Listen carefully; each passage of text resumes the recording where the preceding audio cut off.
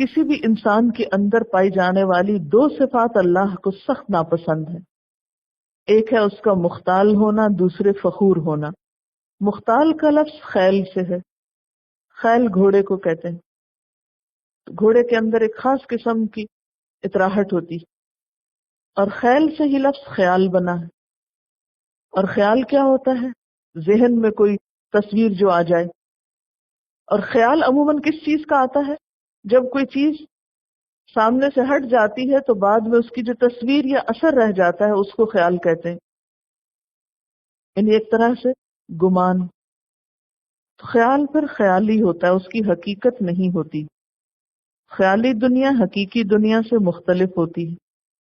تو تکبر کرنے والے کو مختال اس لیے کہا گیا کہ اس کے تکبر کی حقیقت کچھ نہیں، یہ بس اس کا اپنا خیال ہے، اس کی اپنی سوچ ہے کہ وہ بڑی چیز ہے، حالانکہ وہ کوئی بڑی چیز نہیں. تو گویا تکبر کا تعلق انسان کے خیالات سے ہوتا ہے، انسان کی سوچ سے ہوتا ہے. آپ اپنے بارے میں جیسا سوچیں، اپنے آپ کو جس رنگ میں چاہیں دیکھیں، یہ آپ کا اپنا خیال ہے. اور ہو سکتا ہے کہ حقیقت اس کے بالکل برعکس، اور آپ دھوکے میں ہوں، آپ اپنے آپ کو بڑی شے سمجھتے ہو، اور اللہ کی نگاہ میں آپ کی حیثیت مچھر کے پر برابر بھی نہ ہو. کیونکہ بسا اوقات ہم لوگوں کو صرف ظاہری شکل و صورت، ان کی ظاہری شخصیت اور پرسنالٹی میں پرکھتے ہیں. لیکن متکبر شخص جو قیامت کے دن چیونٹیوں کی شکل میں اٹھے گا، وہ شخص جس کے اندر رائی کے دانے برابر تکبر ہے، وہ جنت میں نہیں جا سکے گا. تو ایسا شخص پھر اللہ کی نگاہ میں حیثیت کیا رکھتا ہے؟ تو کوئی شخص جو خود کو بڑی چیز سمجھتا ہو، اسے ساتھ ہی یہ بھی یاد رہنا چاہیے کہ کبھی یہ بھی سوچ لیا کرو کہ تمہارا مقام اللہ کی نگاہ میں کیا ہے. کبھی بھی اپنے آپ کی بڑائی کا خیال آنے لگے کہ میں دوسرے سے بہتر ہوں، یہ سراسر شیطانی خیال ہے. انا خیر من. اگر یہ آپ کے اندر آتا ہے اور بار بار آتا ہے، اور آپ اپنے آپ کو دوسروں سے ہر وقت کمپیئر کرتے رہتے ہیں کہ میں اس سے زیادہ ذہین ہوں، میں اس سے زیادہ اچھی طرح بول سکتا ہوں، میں اس سے زیادہ خوبصورت ہوں، میں اس سے زیادہ بہتر کام کر سکتا ہوں، تو انا خیر منہ شیطانی جملہ ہے جو شیطان نے انسان کو سجدے سے انکار کرتے وقت بولا تھا اللہ تعالیٰ کے سامنے. کیا کسی بھی انسان کا بہتر ہونا محض کسی ایک خاص کوالٹی کی وجہ سے ہوتا ہے؟ مثلا ایک شخص حسین ہے تو کیا اس کا حسن اس کے کل کی نمائندگی کر رہا ہے یا ایک جزوی سی چیز ہے؟ اسے کہاں سے زوم ہو گیا کہ وہ دوسروں سے بہت بہتر ہے؟ وہ تو ایک نعمت ہے جو اس کو ملی ہے. تمہیں کیا معلوم کہ وہ دوسرا شخص جس کو تم حقیر سمجھے بیٹھے ہو اور جو تمہاری نگاہوں میں بڑا بدصورت نظر آتا ہے، وہ اپنے تقوی کی وجہ سے، اپنے عمل کی وجہ سے، اللہ کے راستے میں جد و جہد کی وجہ سے، معلوم نہیں اللہ کی نگاہوں میں کتنا بڑا مقام رکھتا ہو. تو تمہیں صرف اپنی ایک کوالٹی پہ اتنا مان ہے، صرف اپنے حسن پہ ہی تم پھسل گئے ہو. اسی طرح باقی چیزوں کو بھی آپ لے لیجئے کہ مثلاً کوئی شخص اپنے مال کی وجہ سے بڑے تخیل میں رہتا ہے اور بڑے خیالات میں کہ میں بڑی چیز ہوں، اور وہ کسی بھی دوسرے شخص کو جس کے پاس مال نہیں حقیر ہی سمجھتا رہتا ہے، جو کہ عام طور پہ رویوں میں دیکھنے میں آتا ہے کہ مالدار لوگ جب غریب لوگوں سے بات کرتے ہیں تو کس انداز میں کرتے ہیں، ان کو کچھ دیتے ہیں تو کس انداز سے دیتے ہیں. اسے کہاں سے یہ پتا چل گیا کہ اس کا مال اس کو اللہ کی نگاہ میں بڑا بنانے والا ہے؟ تمہیں کیا معلوم کہ وہ دوسرا شخص جس کے پاس کچھ نہیں ہے دنیاوی اعتبار سے، لیکن تم سے کہیں پہلے جنت کا والی بن چکا ہوگا، کہیں پہلے جنت میں جا چکا ہوگا. تمہیں کیا خبر کہ اس کے اندر اور کیا کیا چھپی ہوئی خوبیاں ہیں. کسی انسان کی خوبیاں صرف وہ تھوڑی ہوتی ہیں جو سب کو نظر آ رہی ہوتی ہیں، جو پبلک فگر بنا ہوا ہوتا ہے، جو ہر ایک کی بظاہر آنکھوں کا تارا بنا ہوا ہے. تمہیں کیا معلوم کہ اللہ کے ہاں وہ کتنا ذلیل ہو سکتا ہے، اور اس کے مقابلے میں ایک شخص جس کو کوئی پوچھتا نہیں، جس کی کوئی پرواہ نہیں کرتا، اس کا مقام کتنا بلند ہو سکتا ہے. تو اس لیے مختال وہ شخص ہے کہ جو اپنے خیالوں میں رہے، جس نے اپنی ایک خیالی دنیا بنائی ہوئی ہو، اپنے گرد ایک خول چڑھایا ہوا ہو اپنی بڑائی کا اور اپنی بلندی کا، اور دوسروں کو وہ نگاہ میں نہ لائے اور دوسروں کے کام کو اور دوسروں کی چیزوں کو وہ حقیر سمجھے.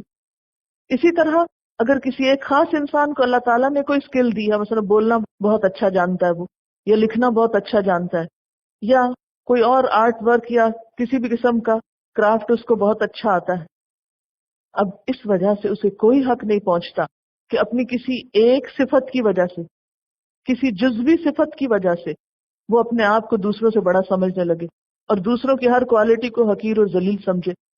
یا اسی طرح کوئی بھی اور چیز، کوئی بھی صفت، ہمیشہ دیکھیے کہ بحیثیت کل آپ کیا چیز ہیں، اور بحیثیت کل بھی کیا چیز، کتنا کمزور ہے انسان. بظاہر ہر فن مولا بننے والے بھی کہاں کہاں منہ کے بل گرتے ہیں، کہاں کہاں ٹھوکرے کھاتے اور ذلیل ہوتے ہیں. ایک لمحے کی دیر نہیں، دھڑکتا دل صرف ایک منٹ کے لیے بند ہو جائے تو پھر دیکھیں کہ کہاں سے کچھ بول بھی سکیں یا کچھ سوچ بھی سکیں یا چل بھی سکیں یا اپنے ہاتھ بھی ہلا سکیں یا منہ پہ بیٹھی مکھی بھی اڑا سکیں. کیا حقیقت ہے انسان کی، کیا گنجائش ہے اس کے پاس کہ وہ خود کو دوسروں سے بہتر سمجھنے لگے اور انا خیر منہ کے دھوکے کا شکار ہو جائے. ان اللہ لا یحب، ایسا شخص اللہ کو تو بالکل بھی پسند نہیں. کل مختال، کل سارے کے سارے، کوئی ایک نہیں ہے، چند ایک نہیں، سب ایسے لوگ کہ جو اس صفت کا شکار ہوں، جو اس دھوکے کا شکار ہوں، جو مختال بنے بیٹھے ہوں. اور اس کے ساتھ ساتھ مزید یہ کہ فخور بھی بن جائیں. فخور کیا چیز ہوتی ہے؟ فخور کا لفظ فخر سے نکلا ہے. فخر کہتے ہیں پھٹنے کو، یہ جو بچتی ہوئی مٹی ہوتی ہے اس کو فخار کہتے ہیں. فخار مٹکے کو بھی کہتے ہیں. مٹکے کی صفت کیا ہوتی ہے؟ ذرا سا ہاتھ لگ جائے ایک دم زور سے آواز نکلے گی اس سے، فوراً بجے گا. جو سالڈ چیز ہوتی ہے آپ اس کے اوپر جتنا مرضی ہاتھ مارو بہت کم آواز نکلے گی اس سے. لیکن جو مٹکا ہے اندر سے خالی ہے اور باہر سے بہت بڑا پیٹ نکلا ہوا اس کا، اس پہ ہلکی سی ضرب بھی ایک بڑی سی بھین کو آواز دے گی. تو فخور ایسے ہی شخص کو کہتے ہیں کہ جو اندر سے کچھ نہیں، انتہائی کمزور ہے، انتہائی شیکی ہے، لیکن باہر سے بہت بڑا خول چڑھایا ہوا اس نے مٹکے کی طرح، اور چھوٹی سی بات پر بھی وہ آپے سے باہر ہونے لگتا ہے، شور مچانے لگتا ہے. اور خاص طور پر کس چیز کا شور؟ اپنی تعریفوں کا شور، اپنی خوبیوں کے بیان کرنے کا شور. تو فخر ان چیزوں پہ اترانے کو کہتے ہیں جو انسان کے ذاتی جوہر سے باہر ہو، یعنی جس میں اس کا کوئی ذاتی کمال نہ ہو. یعنی فخر کن چیزوں پہ؟ عموماً جو انسان کی ذاتی ملکیت میں نہیں. مثلا ذہانت ہماری ذاتی پیداوار ہے، ہمارا جو ذہن ہے یا یہ جو بولنے کی قوت ہے یہ کو ہماری ذاتی خوبی ہے. ہم نے اپنا دماغ خود بنایا ہے، اپنا ذہن خود بنایا، یہ ذہانت ہم نے اپنے آپ کے اندر خود ڈال لی ہے؟ نہیں، یہ تو اللہ کی دی ہوئی امانت ہے جو اس نے ہمارے اندر دوسروں سے مختلف رکھ دی، جس پہ ہم بڑے مان کر کے بیٹھے ہوئے. حسن ہمارا ذاتی کمال ہے، ہم نے اپنے آپ کو خود بنایا تھا، اپنی آنکھوں کا رنگ خود سلیکٹ کیا تھا، اپنی شکل و صورت خود ڈیزائن کی تھی؟ نہیں، جو کچھ بھی ملا ہے اس نے دیا ہے، وہاں سے آیا ہے. جب اپنا ہے بھی نہیں، ذاتی کمال بھی کچھ نہیں، اپنی ملکیت بھی نہیں، پھر فخر کس بات کا؟ پھر کس بات پہ بج رہے ہیں؟ پھر کس بات پہ شور ہے؟ اسی طرح مال کو عموماً لوگ اپنا ذاتی کمال سمجھتے، جیسے قارون نے کہا تھا انما اوتیتہ علی علم من عندی، یہ تو مجھے اپنے علم کی وجہ سے ملا ہے، یہ تو میری قابلیت ہے، میری لیاقت ہے، یہ تو میں ہوں جس نے یہ اتنے مال کے انبار لگا لیے اپنے آس پاس. لیکن وہ سب کچھ کسی اور نے دیا تھا اس کو. تو فخور اس شخص کو کہتے ہیں جو ان چیزوں پہ اترائے جس میں اس کا ذاتی کوئی کمال نہیں، جو اس کی ذاتی ملکیت نہیں، دینے والا جب چاہے واپس لے لے. اور پھر فخور میں یہ صفت بھی آتی ہے کہ انسان اس کمال کی وجہ سے شور مچاتا رہے، بجتا رہے، اس کا اظہار کرتا رہے، اپنے منہ میاں مٹھو بنا رہے. ایسے لوگ دراصل نفسیاتی بیمار ہوتے ہیں. ان کے اندر تکبر کوٹ کوٹ کے بھرا ہوا ہوتا ہے، جس کے اظہار کے لیے وہ کوئی موقع خالی نہیں جانے دیتے، ہر وقت کہیں نہ کہیں سے اپنی کوئی خوبی بڑائی نکال کے دوسروں کے سامنے لاتے رہیں گے اور اس کو منوانے کی کوشش کریں گے۔ تو یاد رکھیے، یہ کوششیں شاید دنیا میں تو کچھ فائدہ دے جائیں، لیکن اللہ کے ہاں انسان کو انتہائی ذلیل کر دیتی ہیں۔ ایسے لوگوں کو اللہ تعالیٰ قطعاً پسند نہیں کرتا۔ ان اللہ لا يحب کل مختال فخور، ایسا شخص جو خوش فہمی میں مبتلا ہے، خام خیالی میں مبتلا ہے، اور نہ صرف یہ کہ خیالات کے دھوکے کا شکار ہے، فریب کا شکار ہے، بلکہ اس فریب کا اظہار بھی کرتا رہتا ہے، اس دھوکے میں پھر وہ آ کر اسے منوانے کی کوشش بھی کرتا ہے۔ کیونکہ عموماً ہوتا کیا ہے کہ انسان جو کچھ بولتا ہے وہ اس کی سوچ کی پیداوار ہوتا ہے۔ جب سوچ میں تکبر بھرا ہوا ہے تو بول میں تو لازماً ٹپکے گا، اور نکلنا کہاں سے اس نے؟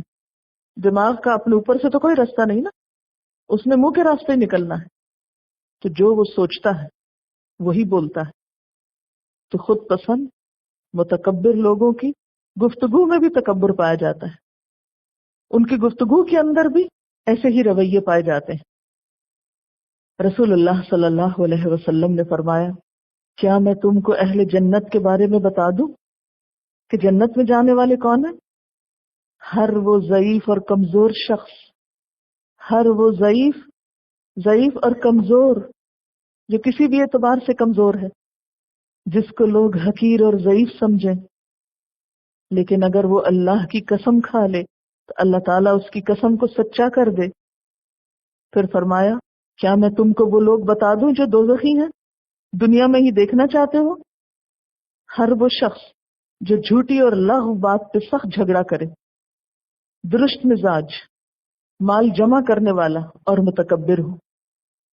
رسول اللہ صلی اللہ علیہ وسلم نے فرمایا، جس شخص کے دل میں رائی کے دانے برابر بھی تکبر ہوگا وہ جنت میں نہ جائے گا۔ ایک شخص نے عرض کیا، ہر شخص اس بات کو پسند کرتا ہے کہ اس کا لباس اچھا ہو، اس کا جوتا اچھا ہو، تو کیا یہ بھی تکبر میں داخل ہے؟ آپ نے فرمایا، ان اللہ جمیل ویحب الجمال، بے شک اللہ تعالیٰ خوبصورت ہے اور خوبصورتی کو پسند کرتا ہے۔